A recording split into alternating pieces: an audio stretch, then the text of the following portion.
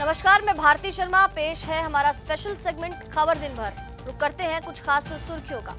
दिल्ली की सांसों में जहर घुलने का कारण आया सामने, नोटिस जारी कर कोर्ट ने मांगा जवाब। बागेश्वर बाबा को मिली जान से मारने की धमकी, पंडित धीरेन्द्र शास्त्री का बयान सामने आया। पुष्पा 2 की प्रीमियर के दौरान हुई महिला की मौत, निर्माताओं ने जताया शोक, मदद का भी वादा किया। दिल्ली के तिहरे हत्याकांड की पूरी कहानी आई सामने, मां, बहन और पिता का पहले गला रेता, फिर जानिए किसको कैसे मारा। उत्तर भारत में जल्द पड़ने वाली है कड़ाके की ठंड, 11-12 दिसंबर के बाद बदलेगा मौसम। राष्ट्रीय जूनियर तलवारबाजी चैंपियनशिप में हरियाणा की आखिरी ने जीता स्वर्ण, बढ़ाया प्रदेश का मान।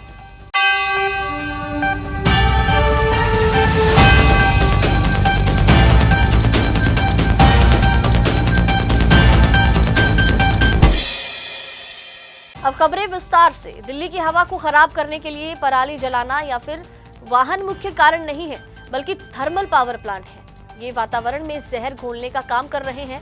पावर प्लांट पराली जलाने से होने वाले प्रदूषण से 16 गुना ज्यादा वायु को प्रदूषित करने के लिए जिम्मेदार है।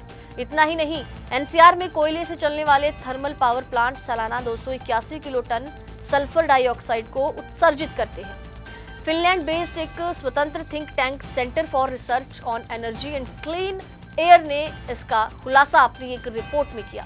दरअसल राष्ट्रीय हरित अधिकरण ने वायु प्रदूषण को लेकर मीडिया रिपोर्ट का स्वतः संज्ञान लिया। इस रिपोर्ट में सीआरईए के एक अध्ययन का हवाला दिया गया। कोर्ट ने नोटिस जारी कर जवाब मांगा है। मामले की गंभीरता को समझते हुए सख्त रुख अदालत की ओर से अपनाया गया। अदालत ने ये माना कि ये मामला वायु निवारण और नियंत्रण अधिनियम 1981 और पर्यावरण संरक्षण अधिनियम 1986 का उल्लंघन है। सुनवाई के दौरान एनजीटी अध्यक्ष न्यायमूर्ति प्रकाश श्रीवास्तव की पीठ ने केंद्रीय प्रदूषण नियंत्रण बोर्ड, दिल्ली प्रदूषण नियंत्रण समिति, उत्तर प्रदेश प्रदूषण नियंत्रण बोर्ड, हरियाणा प्रदूषण नियंत्रण बोर्ड और पंजाब प्रदूषण नियंत्रण बोर्ड के अलावा वायु गुणवत्ता प्रबंधन आयोग और पर्यावरण, वन और जलवायु परिवर्तन मंत्रालय को नोटिस जारी किया है। जवाब मांगा गया है। पीठ में न्यायिक सदस्य अरुण कुमार त्यागी और विशेषज्ञ सदस्य ए सेंथिल वेल भी शामिल रहे। बागेश्वर धाम वाले धीरेन्द्र कृष्ण शास्त्री अक्सर विवादों में रहते हैं और उन्हें कई बार जान से मारने की धमकी भी मिल चुकी है। तो वहीं इस बार फिर से सुर्खियों में आए हैं कृष्ण शास्त्री और उन्हें जान से मारने की धमकी मिली है। ये धमकी इस बार पंजाब से मिली है। इसके बाद पूरे मामले को लेकर बागेश्वर बाबा का बयान भी सामने आ चुका है। मध्य प्रदेश के छतरपुर जिले के बागेश्वर धाम के पीठाधीश्वर पंडित धीरेन्द्र कृष्ण शास्त्री को पंजाब से जान से मारने की धमकी मिली।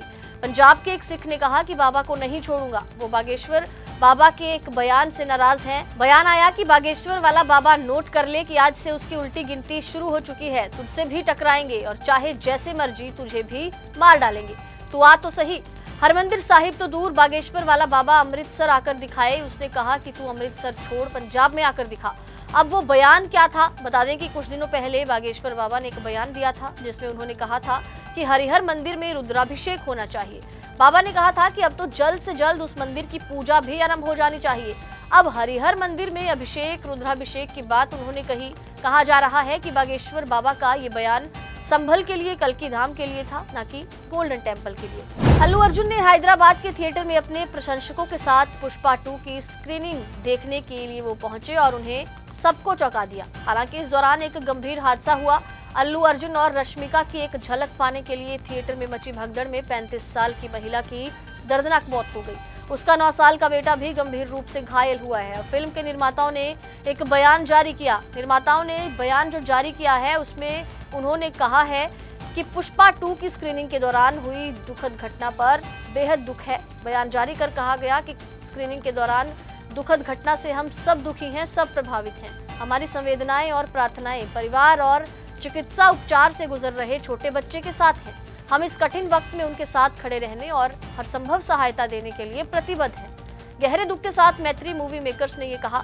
ऐसे ये हादसा जिस तरीके से हुआ वो भी आपको बता दें। दरअसल अल्लू अर्जुन की एक झलक पाने के लिए उनके साथ पुष्पा 2 द रूल की स्क्रीनिंग का आनंद लेने के लिए हजारों प्रशंसक संध्या थिएटर के बाहर एकत्र हुए। इस मामले में पुलिस अधिकारी का बयान भी सामने आया। पुलिस अधिकारी ने कहा कि सुपरस्टार के आगमन से भगदड़ जैसी स्थिति वहां पर पैदा हुई, क्योंकि उत्साहित प्रशंसक अभिनेता की एक झलक पाने के लिए आगे बढ़े। ये जो घटना है ये मुशीराबाद के पास हुई, आरटीसी क्रॉस रोड पर हुई, एमएम थिएटर में हुई। करीब रात के 10 उस वक्त बज रहे थे। पुलिस ने लाठीचार्ज भी स्थिति को नियंत्रण में लाने के लिए किया, भीड़ को तितर-बितर करने के लिए किया। पुलिस अधिकारी की ओर से कहा गया कि थिएटर के प्रवेश द्वार के पास खड़े परिवार को भीड़ ने धक्का दिया और नीचे गिरा दिया, जिसमें महिला की मौत हो गई और उसका 9 साल का जो बेटा था वो गंभीर रूप से घायल हुआ। दक्षिणी दिल्ली के देवली गांव में बेटे ने सेना से सेवानिवृत्त पिता, अपनी माता और अपनी बहन की बड़ी बेरहमी के साथ हत्या कर दी। जिस दिन हत्या की उसी दिन माता पिता की 27वीं सालगिरह भी थी। डीयू से स्नातक कर रहे अर्जुन ने पिता के फौज वाले चाकू से, जिसको ड्रैगर कहा जाता है, तीनों का गला रेत दिया। इसके बाद वो पुलिस और स्थानीय लोगों को गुमराह करने के लिए जिम चला गया। जिम से लौटने के बाद पड़ोसियों को सूचना दी। दक्षिण जिले के वाहन चोरी निरोधक दस्ते ने सीसीटीवी कैमरों की फुटेज, घर से चोरी और लूटपाट के सबूत न मिलने और अर्जुन के चाल चलन को देखते हुए जांच के बाद उसे गिरफ्तार किया। दक्षिण जिला पुलिस उपायुक्त अंकित चौहान के अनुसार मूल रूप से महेंद्रगढ़ के खेड़ी गांव के रहने वाले पिता के सरेआम पीटने, डांटने और रोक-टोक से अर्जुन परेशान था। साथ ही उसकी मां और बहन भी उसके पीछे पड़ी रहती थी। आरोपी अकेला रहना चाहता था। पुलिस उसे साइको किस्म का युवक बता रही है। उसने पूरे परिवार को खत्म करने की साजिश एक सप्ताह पहले ही रच ली थी और अर्जुन ने पीसीआर को कॉल कर पुलिस को जानकारी दी कि राजेश पहली मंजिल और कोमल और कविता भूतल पर मृत पड़ी हुई है। अर्जुन ने पुलिस को बताया कि सैर से लौटने पर उसने करीब 5:30 बजे शवों को देखा। पूरे दिन की जांच के बाद पुलिस ने शाम को अर्जुन को गिरफ्तार किया और पुलिस को शुरुआत से ही बेटे पर संदेह था। 2 मंजिला घर में राजेश 15 सालों से रह रहे थे। पुलिस अब अर्जुन को कोर्ट में पेश कर चुकी है। आगे की जो कार्रवाई है वो जारी है। हरियाणा के तलवारबाज आखिरी ने 32वीं राष्ट्रीय जूनियर तलवारबाजी चैंपियनशिप के दूसरे दिन सेवर व्यक्तित्व स्पर्धा के लड़कियों के वर्ग में स्वर्ण पदक जीता, जबकि सारिका को रजत पदक से संतोष करना पड़ा। खेल विभाग और बिहार राज्य प्राधिकरण की ओर से बिहार में इस टूर्नामेंट का पहली बार आयोजन हो रहा था। पाटलिपुत्र खेल परिसर के इंडोर स्टेडियम में युवा तलवारबाज अपनी प्रतिभा दिखा रहे हैं। गुजरात की ऋतु प्रजापति और मणिपुर की लैशराम अबी ने कांस्य पदक हासिल किया, तो वहीं इपी व्यक्तिगत स्पर्धा के लड़कों के वर्ग में पंजाब के बलिराम जोशी ने स्वर्ण पदक, तेलंगाना के लोकेश बिमानी ने रजत पदक और हरियाणा के गौरव और पंजाब के शौर्य अश्विनी ने कांस्य पदक हासिल किया। तलवारबाजी के फॉइल व्यक्तिगत लड़कियों के वर्ग में छत्तीसगढ़ की दीपांशी ने स्वर्ण पदक जीता, हरियाणा की प्राची ने रजत पदक जीता, मणिपुर की ताखेलम्बम मंगेलीबी और तमिलनाडु की अशिता एस जॉयस ने कांस्य पदक हासिल किया। खबर दिन भर के खास सेगमेंट में आज के लिए बस इतना ही। देश दुनिया से जुड़ी ताजा तरीन खबरों को देखने के लिए देखते रहिए माई हिंदी टीवी।